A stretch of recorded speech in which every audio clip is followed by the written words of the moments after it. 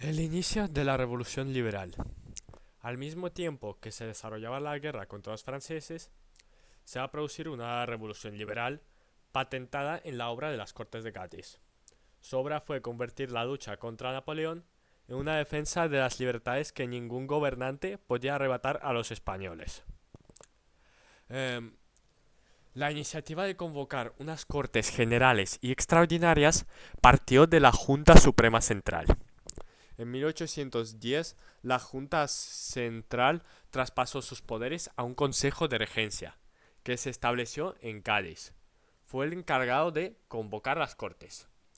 Los diputados elegidos por las ciudades empezaron a llegar a Cádiz, donde el ambiente liberal se hacía patente, presionando sobre los regentes, que no llegaron a convocar a los representantes del clero y la nobleza.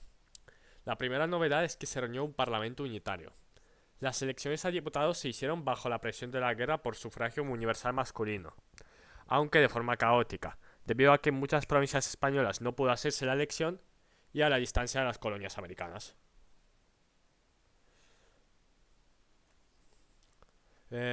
Socialmente, había un dominio mayoritario de las clases medias intelectuales.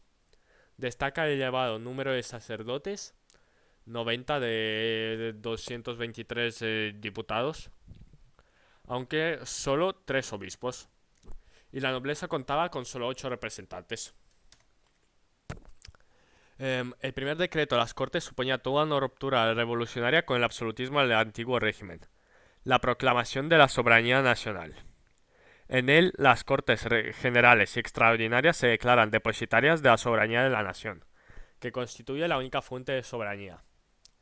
Se reconocía a Fernando VII como rey, se establecía la nulidad de las abdicaciones de Bayona y se fijaba el principio de la división de poderes y el sometimiento a las Cortes de cualquier otro poder. Composición política de las Cortes: liberales, jovellanistas y absolutistas. Los liberales defienden la soberanía nacional, la separación de poderes, los derechos fundamentales de los individuos, la supresión de los privilegios estamentales y del régimen señorial. Los representantes más destacados de esta tendencia son Agustín Argüelles, el conde de Torreno y Muñoz Torrero. Los absolutistas, tradicionalistas o serviles, que defienden que la soberanía reside exclusivamente en el monarca.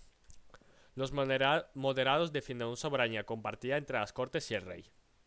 Hubieron diputados americanos preocupados por los intereses de su territorio y que en Cádiz votaron en general junto a los liberales. La Constitución de 1812 fue promulgada el 19 de marzo de 1812. Es la primera y más extensa constitución española. Sus fuentes doctrinales se encuentran en el pensamiento ilustrado y revolucionario francés, las aportaciones anglosajonas y la tradición jurídica española. Sus principios fundamentales son: como forma de gobierno se establece una monarquía constitucional. Otro de sus principios es la soberanía nacional, la división de poderes, que queda organizada de la siguiente forma. El legislativo corresponde a las Cortes con el rey. Las Cortes son unicamerales y gozan de amplios poderes: iniciativa, elaboración y aprobación de las leyes. El rey no puede suspenderlas ni disolverlas, pero sí sancionar y promulgar las leyes, y tiene derecho de veto suspensivo por 2 años. Las Cortes se elegirán por sufragio universal masculino e indirecto. El poder ejecutivo corresponde al rey. Posee la dirección del gobierno y el nombramiento y destitución de los ministros, pero sus capacidades se verán limitadas por la necesidad de la firma del ministro del ramo para ordenar o promulgar cualquier decreto. Los secretarios de despacho son responsables penalmente de sus actos.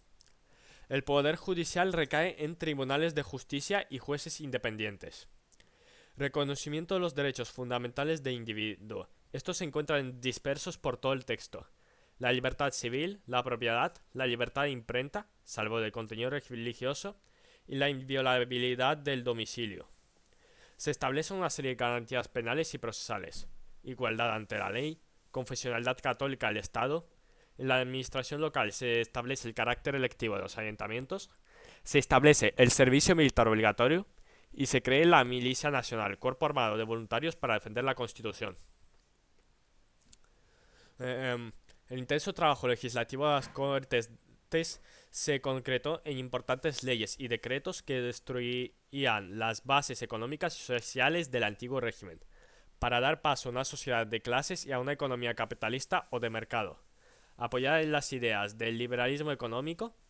Entre las medidas pueden destacarse la abolición de la Inquisición, la supresión de los señoríos jurisdiccionales, los señoríos territoriales quedaron convertidos en propiedad plena del antiguo señor, la desamortización. Se declaraban bienes nacionales las propiedades de los afrancesados, los bienes de los jesuitas, los de las órdenes militares y los de los conventos, y monasterios suprimidos por el gobierno de José Bonaparte, o destruidos durante la guerra.